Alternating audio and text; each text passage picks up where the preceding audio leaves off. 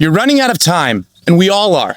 This morning when I was walking on this beautiful beach, I began thinking about how in the next few years, the word success won't mean what it does today.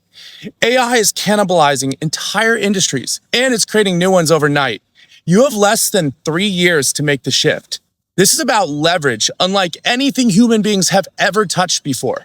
For the first time, one person can outcompete Fortune 500 companies. And there's going to be two kinds of people when all the dust settles.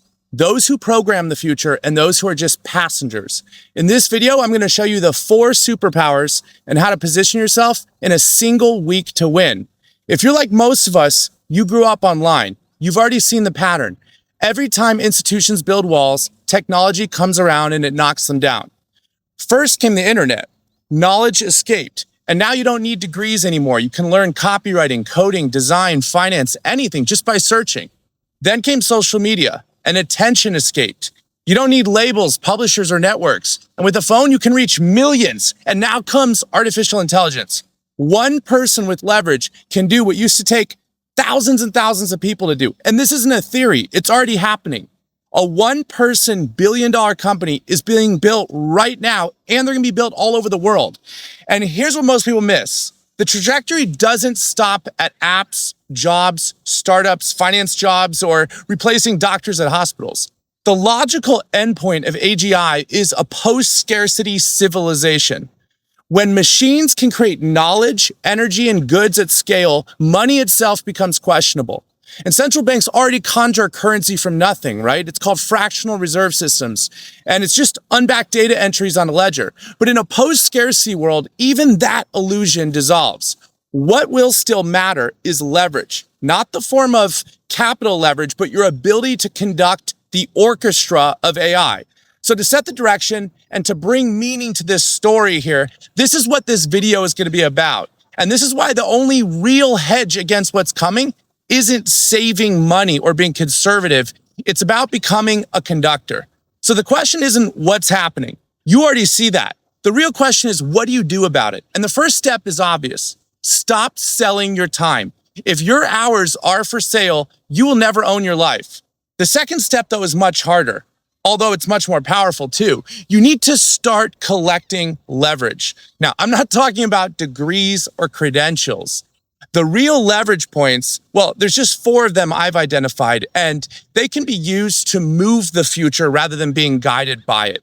So let's go over these 4 leverage points or superpowers together. Number 1 is learning. And I'm not talking about higher education degrees. I'm talking about outcome learning. You don't memorize for tests, you solve for outcomes. Knowledge compounds fastest when it's applied. And the way you learn is simple. You do it in public. And you don't share theories, you share your results. You ask for feedback, and then you run small experiments. Also, you have to stack little wins until they add up as mastery. This is not going to happen overnight. Number 2 superpower is persuasion. Trust is what moves markets. You don't earn it by shouting louder in a megaphone. You earn it with proof, with clarity, and with a story that's consistent. You show your receipts, and then you speak to your pain and your payoff. And then you paint a vision that just makes the steps obvious for others. So keep it simple. One big promise, one clear path, proof you can deliver, and then always a bias for action. Number 3 superpower is execution, because ideas mean nothing without output. What matters is shipping your version 1, your beta version, whatever that is, because automation is what is going to save you, and manual input is going to be what drains you. So turn repeated work into templates. Hand off what gets in your way. Keep a weekly scorecard, and then focus on 3 things that actually move the needle. Pick your 1 top priority each day, shut out the noise, and end the day with notes that your AI can carry forward 24/7 while you're sleeping. And the last one, number 4, is resilience. Most people quit in the dips of life, and the ones who don't become unstoppable. Resilience is just toughness, but it's not the type of toughness that you think. It's recovery. It's how quickly you can reset after a hit. So keep your burn low. Protect your sleep, build buffers. Don't tie your identity to outcomes. Train your stress response like a muscle, so every time life knocks you down, you bounce back twice as fast. And when you stack these 4 superpowers, you stop being a passenger and you become a conductor of the future. But here's the twist. None of this lands if your vision is underdeveloped, because vision is so much more than intelligence. The biggest mistake I see people making with AI is confusing labor with art. See, every tool went through this cycle if you look back in history. Film went digital, mixers became software, brushes became tablets, and so on. Each time, the purists swore that the old way was better. But in the end, nobody cares how the work was made. We judge the output. And if the output's exceptional, that's all that matters. So what's the difference with AI? Well, for the first time, the tool is going to think like we do. Neural networks don't just follow instructions. They approximate how the brain recognizes patterns. And Jeff Hinton, one of the godfathers of AI, said it plainly. These systems don't just execute, they learn structures the way that we intuit them as humans. That's why the shift feels so big. It's not just faster or cheaper labor. It's parallel cognition. And now the canvas is language and vision. A prompt is going to be your brush stroke, like Michelangelo.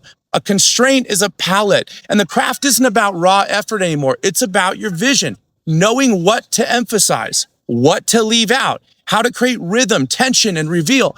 Two people can touch the same AI model, and one will make distorted noise and the other makes a hit that cuts through. The difference isn't the tool, it's the vision of the operator. So how do you train it?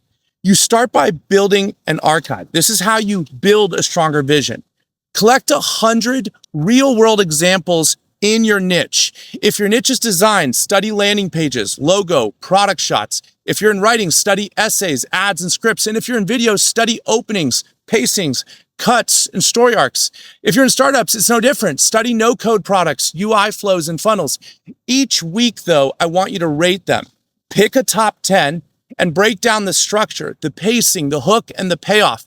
Then recreate 2 of them yourself, not by copying, but by matching the form and ship it fast. Then you're going to A/B test everything. Titles, thumbnails, intros, offers. Let the market sharpen your eyes. That's how you develop vision, because 9 times out of 10, the tool was never the issue. The operator or conductor was. So here's the deeper question. If machines can do almost everything, what's left for us humans? That's where the divide shows up between utility and meaning in life. See, machines are built for utility. They crush repetitive work, lines, forms, checklists, and low-value meetings. All of that belongs to the domain of silicon. But what remains for us is meaning. We don't watch the last at-bat for efficiency. We watch it for risk and for heart. We don't travel for calories. We travel for stories. We cry at our vows, not because the words are perfect, but because a voice shakes with truth when it utters them. So machines give speed, accuracy, and scale. Humans bring story, novelty, myth, and yes, even soul. For decades, life felt like a factory. We were told to clock in, grind, clock out. Now the door is kicked wide open. You can design an artisan life around a craft that you care about. And then you can point the machines just like a symphony in the direction of your chores. And then you can steal those hours back. So don't build a cage, build a launch pad. This is your blueprint to prepare for the next 3 years. Number 1, become a creative builder. Plato said that the ideal ruler was the philosopher king, wise enough to see the whole, strong enough to govern it. And today the market demands something similar. The creative builders are coming, not thinkers who don't build, not builders who don't think. The edge belongs to specialized generalists, people who can hold the whole system in their heads and still ship the parts that matter. So build your core skill stack. 1 is the money skill, then the sales skills, offering skills, marketing skills. These are all super important because even the humanities, which is storytelling, branding, and community, is going to be a critical leverage mechanism in the era of AI. So keep a weekly rhythm. Pick 1 problem worth solving and ship 1 outcome that's tied to it. Write a short memo on why it worked and then post a blog about it. The best way to attract the right people is to teach the solution that you're already selling. So don't wait. Then number 2 is become a filter for ideas. Execution is cheap now. The scarce resource is discernment, vision. Power doesn't come from chasing every idea. It comes from filtering. So set your mission in one sentence. You could say something like, I will help X get Y without Z being the problem. That sentence becomes your boundary. And then install filters around it. There's the pain filter. That's the real problem. Who's the clear buyer? And what are the stakes and are they urgent? Then there's the leverage filter. It's one move that creates many outcomes. And then the moat filter, which is a unique insight, an unfair access, or maybe a sticky brand that catches attention. And then, of course, the time filter. Can you test it in days, not quarters? AI is growing at approximately 10x every 6 months or even faster. So this point is very important. And then keep an inventory. Score each one of your ideas, kill most of them, green light one, ship fast, and then repeat that process because clarity beats volume. Guardrails protect your focus, and then your focus ultimately builds your power. Number 3 is become a conductor, but a conductor of your AI symphony. Think of yourself as a conductor in a Philharmonic symphony, but you don't need to play every single instrument. All you need to do is know their range, their timing, and when to bring them in. That's your role with AI. So try this challenge. I want you to ask yourself, how can you automate yourself out of a job?